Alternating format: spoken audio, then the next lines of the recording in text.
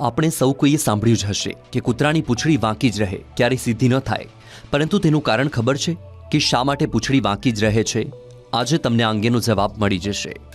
સામાન્ય રીતે જોઈએ તો કોઈ કૂતરાની પૂંછડી કેટલી વાંકી હશે તે તેઓની પ્રજાતિ પર નક્કી થાય છે. આ સિવાય તેના વિકાસક્રમ દરમિયાન તેની જરૂરિયાતોના કારણે તેની પૂંછડીનો વિકાસ વાંકો થાય છે. એક્સપર્ટના મતે ઠંડીના વાતાવરણમાં કૂતરાઓ મોટાભાગે પૂંછડી વાંકી રાખીને બેસતા હોય છે. પરંતુ એક સવાલ એ પણ છે કે શું કૂતરાની પૂંછડી સીધી કરી શકાય? તો આજકાલ એવી ઘણી સર્જરી છે જેના થકી કૂતરાની પૂંછડી સીધી કરી શકાય છે, પરંતુ આ તેના સ્વાસ્થ્ય માટે સારી બાબત નથી. આજની તારીખે કૂતરાની એવી ઘણી પ્રજાતિ છે જેમાં તેની પૂંછડી સીધી જ રહે છે. ખાસ કરીને ફરાહો હાઉન્ડ નામની પ્રજાતિમાં સીધી પૂંછડી જોવા મળે છે.